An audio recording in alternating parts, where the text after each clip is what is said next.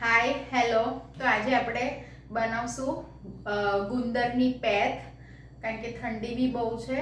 તો એના ઇન્ગ્રીડિયન્ટ્સ તમે જોઈ લો. ચલો, હવે હું છે ને આ પેથ બનાવું છું પાણીમાં, કારણ કે અમુક એજેડ લોકો હોય છે જેને દૂધ માફક નથી આવતું, તો એ લોકો પછી આ ગુંદરની પેથ નથી ખાઈ શકતા, એટલે હું પાણીમાં બનાવું છું. ઓકે, પણ મારી મમ્મી દૂધમાં બનાવે છે. અમારા બેવની મેથડ અલગ છે. હું પાણીવાળી પેથ બતાડું છું તમને, તો એજેડ લોકો પણ ખાઈ શકે જેને દૂધ માફક ન આવતું હોય અથવા કોઈને દૂધની બાધા હોય તો તમે આ પેથ ખાઈ શકો. બરાબર. હવે જો તમે છે ને પ્રોપરલી મેઝરમેન્ટ જોઈ લો. સૌથી પહેલા આ તમે અગર સમજો, આ છે ને મેં સૌથી પહેલા શું કર્યું, ગુંદરને તડકે મૂક્યું 1 કલાક. અને સપોઝ તમે અબ્રોડ રહેતા હોય, તડકો ના હોય, તો પછી શું કરવાનું, ગુંદરને શેકી લેવાનો.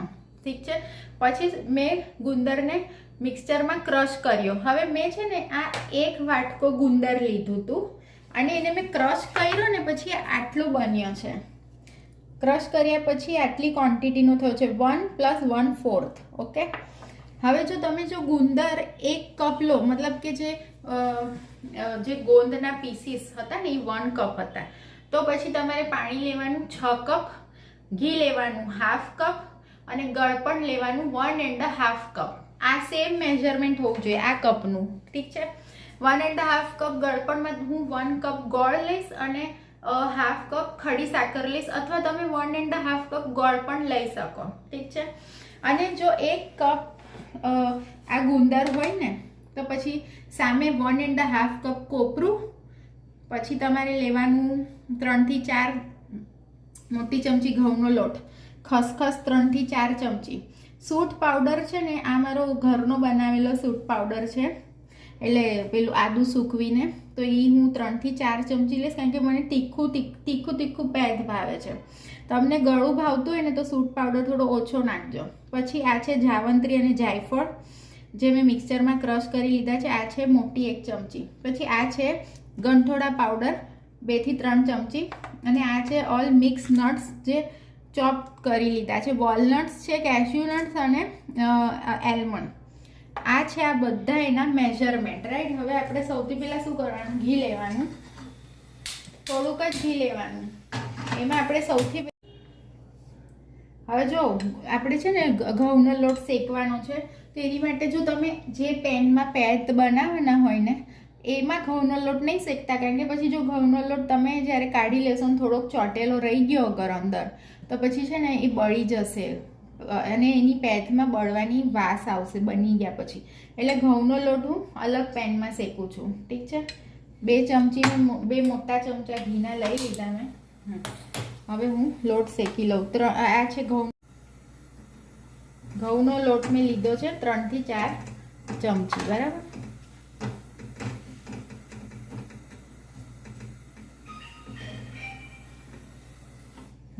ગેસને લો ફ્લેમ કરી છે મેં શેકતી વખતે. હવે જો છે ને ઘઉંનો લોટ પિંક જેવો શેકાઈ ગયો છે, તો હું એને લઈ લઉં છું. રાઈટ. આ જો શેકાઈ ગયો છે. હવે આ લોયું સાઈડમાં મૂકું અને હવે આમાં બનાવવાની છે પેથ. રાઈટ.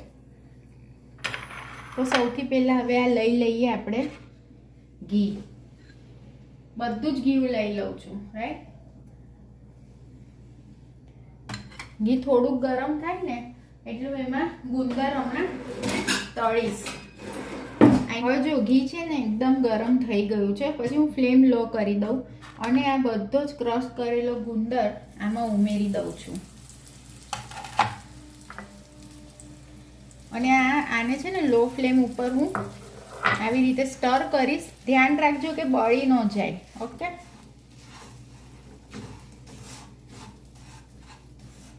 હવે જો તમે જુઓ, આ હું લો ફ્લેમ ઉપર ગુંદરને શેકું છું અને ફૂલી ગયો છે. રાઈટ. સાથે સાથે જે ગુંદરનું ક્રશ કરેલા વાટકાનું માપ છે ને, એ સેમ કપનું મેઝરમેન્ટ લઈને 6 કપ પાણી હું અહીંયા સાઈડમાં બીજા બર્નર ઉપર મૂકી દઉં છું ગરમ કરવા, કારણ કે એને મારે આમાં ઉમેરવાનું છે અહીંથી. એટલે શું થયું? જો હવે તમે જુઓ છો ને ગુંદરનો કલર બી બદલાઈ ગયો છે અને એનું ટેક્સચર બી ચેન્જ થઈ ગયું. તો આપણે એને ઉતારી લઈએ અને જે પાણીની આ તપેલી છે ને એ પાણી ગરમ થઈ ગયું છે. રિડ્યુસ નથી કર્યું મેં પાણીની ક્વોન્ટિટી, ખાલી ગરમ કર્યું અને એકદમ ધીરે ધીરે નાખવાનું, નહીં તો તમારા પર ઉડશે. પછી થોડું થોડું પાણી નાખતા જવાનું, હલાવતા જવાનું.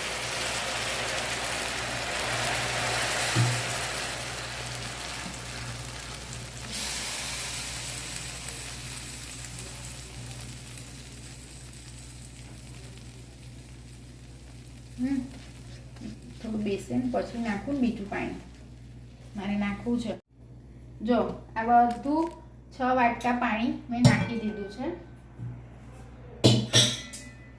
હવે આપણે આ અહીંયા મૂકીએ. એક જ મિનિટ.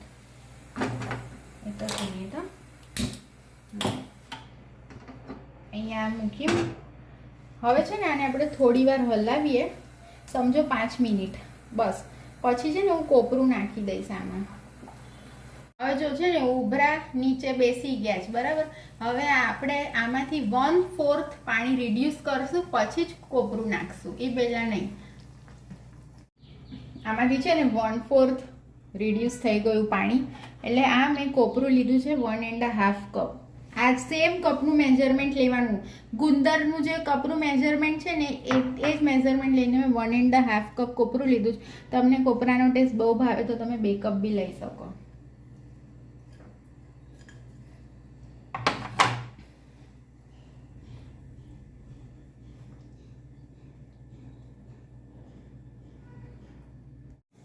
તો હવે છે ને કોપરું મેં નાખી દીધું. પછી આપણે હવે આની ક્વોન્ટિટી હાફ કરવાની છે, હાફ. અને પાણી છે એટલે કન્ટિન્યુઅસલી સ્ટર કરવાની જરૂર નથી, પણ કરો તો સારું એમ. ચોટી તો ન જ જાય, પાણી છે એટલે, બરાબર. હવે હું આને હાફ રિડ્યુસ કરું છું લો ટુ મીડિયમ ફ્લેમ ઉપર. તો મીનવાઇલ હું તમારી સાથે કંઈક ડિસ્કસ કરું. આજકાલ કોર્ટમાં છે ને હની ટ્રેપના કેસીસ બહુ જ વધી ગયા છે. હની trap, that is it is done on matrimonial sites, on social media, on Facebook, Instagram, anywhere. અથવા તો એવી જગ્યાએ પણ હની ટ્રેપ થાય છે કે તમે તમારા છોકરાને કે છોકરીને કોમ્પિટિટિવ એક્ઝામની પ્રિપેરેશન કરતું હોય, અથવા તો એ એઝ અ ભણવા માટે કોઈ બીજી પ્લેસ ઉપર કોઈ બીજા સિટીમાં રહેતું હોય અને રેન્ટલ એઝ અ પીજી રહેતું હોય, યા તો રેન્ટ અપાર્ટમેન્ટમાં રહેતો હોય એકલો બોયઝ, અને જ્યારે ટાર્ગેટ કરે ને હની ટ્રેપ માટે, ત્યારે સામે દેખાય ખાલી તમને કે એક છોકરી છે જે આવી રીતે હની ટ્રેપ માટે સામે એક છોકરી દેખાય, પણ એની પાછળ 7-8 જણ હોય અને એક ગેંગ હોય, બરાબર. છોકરી છોકરા સાથે સારી ફ્રેન્ડશિપ કરી લે, કારણ કે એ લોકો કોને ટાર્ગેટ કરે છે, એના પેરેન્ટ્સ કહેશે એટલા પૈસા આપવા તૈયાર થશે એવા જ બોયઝ અને ગર્લ્સને હની ટ્રેપનું ટાર્ગેટ બનાવે.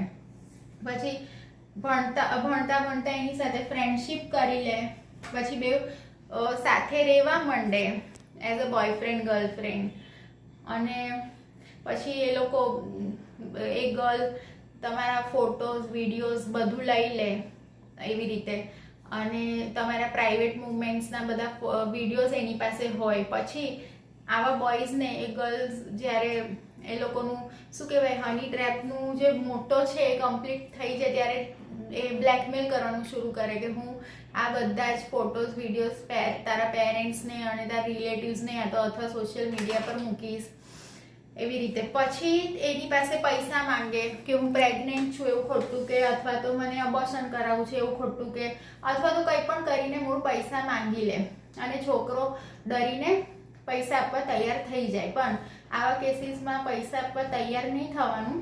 તમારે પણ એની સાથે શું કરવાનું, ત્યારે એને કહેવાનું કે પર્ટિક્યુલર લોકેશન પર તું આવ, ત્યાં તે જેટલા પૈસા માંગ્યા છે હું તને ત્યાં આપીશ. મીનવાઇલ તમારે પોલીસમાં એની કમ્પ્લેન કરાવી લેવાની, અને ત્યારે ત્યાં પોલીસ આવીને એને રંગે હાથ પકડી શકે. તો આ એક્સટોર્શનનો કેસ થઈ જાય. અને પછી એને 3 વર્ષની આમાં સજા થાય. આ બોયઝ અને ગર્લ્સ બેવ માટે છે. હની ટ્રેપિંગ બેવ સાથે થાય છે. એટલે શું તમારે સતર્ક રહેવાનું. તમને લાગે કે હું અત્યારે રિલેશનમાં છું, એ એક છોકરી કે એક છોકરો જ છે, ના એવું નથી હોતું. જ્યારે આપણી સામે એક જ વ્યક્તિ દેખાય ને એની પાછળ 7-8 જણનું બેકિંગ હોય, એક આખું ગેંગ હોય, એક વાતાવરણ ઊભું કર્યું હોય. એ તમને ક્યારે ખબર પડે? જ્યારે તમને બ્લેકમેલિંગ કરવાનું સ્ટાર્ટ કરે. આ વિડીયો મેં બોયઝ અને ગર્લ્સ બેવ માટે બનાવી છે. હની ટ્રેપિંગ મેટ્રિમોનિયલ સાઇટ્સ પર બહુ થાય છે, જેમાં રોમેન્ટિક વાત શરૂ કરે તમારી સાથે, પછી ધીરે ધીરે એ આગળ વધતું જાય ને હની ટ્રેપિંગ પર જતું રહે. અથવા તો ઘણીવાર કેવું બને છે, ખાલી એક મામૂલી વિડીયો કોલ આવે છે અને ઘણા લોકોને બધા કોલ લેવાની ટેવ હોય છે. તો એવું નહીં કરવાનું. અનનોન વિડીયો કોલ લેવાની કોઈ જરૂર નથી. સામે તમે વિડીયો કોલ આમ જસ્ટ તમે તમારું ઓન કરો એટલી વારમાં તમારો સ્ક્રીનશોટ લઈ લેવામાં આવે ને પછી તમે બ્લેકમેલ કરે કે ભાઈ કે હું મારું તમારું આ જે સાથેનું વિડીયો કોલ છે હું સોશિયલ મીડિયા પર પોસ્ટ કરી દઈશ અથવા તમારા રિલેટિવ્સને મોકલી દઈશ. એટલે અનનેસેસરી વિડીયો કોલ્સ અટેન્ડ નહીં કરવાના. અનનેસેસરી વોટ્સએપ ચેટિંગ, અનનેસેસરી ફોનમાં વાત કરવાની કોઈ જરૂર નથી, કારણ કે all this leads two honey trap. અને હની ટ્રેપ માટે એવા જ બોયઝ અને ગર્લ્સને ટાર્ગેટ કરે એ લોકો કે જેને ખબર હોય કે આના પેરેન્ટ્સ મું માંગી કિંમત આપશે આ વાત દબાવવા માટે. તો you have to be alert. And કોઈ તમારું ફ્રેન્ડ કે રિલેટિવ્સ, કોઈ તમારું સાચું રિલેટિવ ને સાચું ફ્રેન્ડ નથી. તમે પોતે જ પોતાનું ધ્યાન રાખવાનું છે, બરાબર? હવે જો આ ક્વોન્ટિટી હાફ રિડ્યુસ થઈ ગઈ પછી હું આમાં શેકેલો બધો જ ઘઉંનો લોટ મેં નાખી દીધો છે, બરાબર? બાઇન્ડિંગ માટે છે. હવે આ હું એને હજી થોડું ઓર થીક કરીશ, પછી ગોળ નાખીશ, કારણ કે ગોળનું બી પાણી છૂટશે. હવે જો ગોળ તમે એકદમ હાફ રિડ્યુસ થઈ અને ગોળ નાખી દો ને વેલ્લો તો પછી વાંયથી એની ચાસણી થાય અને પછી પેટ કડક થઈ જાય. એટલે હવે ગોળ ક્યારે નાખવાનો? આ ઓર આને હું હજી હાફ રિડ્યુસ કરીશ. આનું બી થોડું હાફ રિડ્યુસ થશે પછી ગોળ નાખીશ. જો હવે છે ને આની ક્વોન્ટિટી ઓર હાફ રિડ્યુસ થઈ ગઈ છે. એટલે હવે હું આ 1.5 કપ ગોળ નાખું છું. તમે ઈચ્છો તો 1 કપ ગોળ અને હાફ કપ ખડી સાકર બી નાખી શકો, પણ હું બધો ગોળ જ લઉં છું. હવે આપણે આને પાછું હલાવશું, આનું પાણી છૂટશે ગોળનું, બરાબર? તો હવે હું તમને મળું 5-10 મિનિટ પછી. હવે જો ગોળ નાખ્યા પછી કલર આખો ચેન્જ થઈ ગયો છે. તેમ છતાંય હવે હું એને ક્યાં સુધી હલાવીશ? ત્યાં સુધી છે ને આ એક લચકો થઈ જશે, પેનથી છૂટું પડશે. પછી ફ્લેમ ઓફ કરીને બીજા ઇન્ગ્રીડિયન્ટ્સ નાખવાના. ફ્લેમ ઓફ કરીને બીજા ઇન્ગ્રીડિયન્ટ્સ એટલે નાખવાના કે જો તમે વીક માટે આને યુઝ કરો ખાવામાં તો એમાં ફંગસ ન થઈ જાય. મારા ઘરે તો આ 2 દિવસમાં જ કન્ઝ્યુમ થઈ જશે. 2 દિવસમાં જ અમે ખાઈ જશું.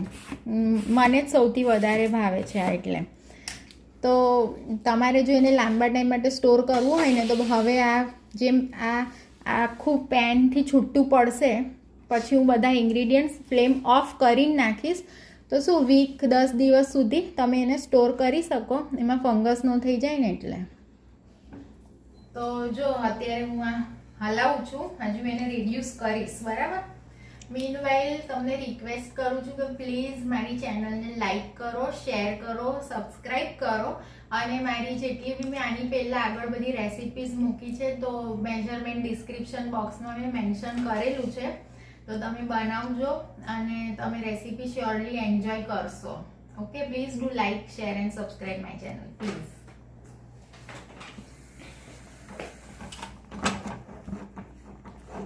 આ જો લો ફ્લેમ ઉપર હું આને આ રિડ્યુસ તો થઈ ગયું છે પણ આમ લચકો જેવું છે ને પેનથી છૂટું પડવું જોઈએ. લચકા જેવું હજી છૂટું નથી પડતું, એટલે આપણે હજી એને 5 મિનિટ હલાવવું પડશે. હવે જો આ તમે જોઈ શકો છો કેવું પેનથી છૂટું પડી ગયું છે ને.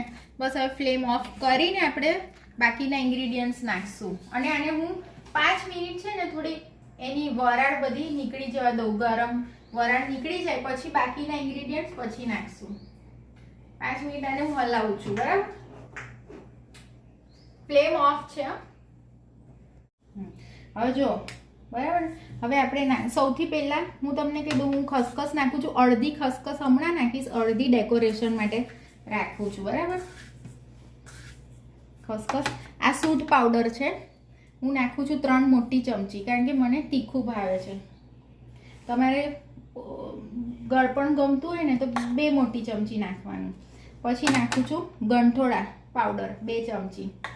પછી છે આ જાયફળ અને જાવંત્રીનું મેં મિક્સરમાં ક્રશ કર્યું પાવડર છે 1 ચમચી. અને આ છે ચોપ નટ્સ થોડાક રાખું છું વાહેથી ડેકોરેશન માટે. બધા નાખું છું, પછી પાછા ચોપ કરીશ. બધા જ નાખી દીધા મેં નટ્સ ડેકોરેશનના, પછી ચોપ કરીશ. આને ટ્રાન્સફર કરી લઉં. બરાબર, આમાં આ ડબ્બામાં સેટ કરીશ. આ મારી પેદ જે છે ને સવારે 1-2 ચમચી લાઈક ચ્યવનપ્રાશની જેમ તમે ખાઈ શકો. રાઈટ, આ મારી મેથડ પાણીવાળી છે. અને મારી મમ્મી જે વસાના એક્સપર્ટ છે ને એ આને દૂધમાં બનાવે છે અને એનો ટેસ્ટ હલવાસન જેવો મળતો આવે મીન્સ.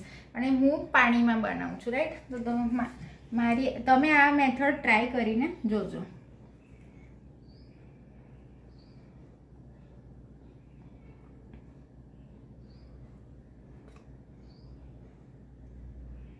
આમાં ટ્રાન્સફર કરી દીધી. હવે હું ઉપર છે ને ડ્રાય ફ્રૂટ્સથી ગાર્નિશ કરી લઉં અને ખસખસથી. બસ, હવે આને છે ને રૂમ ટેમ્પરેચર પર આવવા દેવાનું. પછી તમે તો આ મેં રૂમ ટેમ્પરેચર પર આવવા માટે ડબ્બો આવી રીતે રાખી મૂક્યો છે.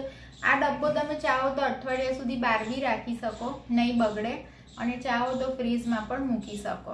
Okay, so bye and please enjoy this winter and please do like, share and subscribe my channel, and yes, please do have a very nice and lovely day. Bye.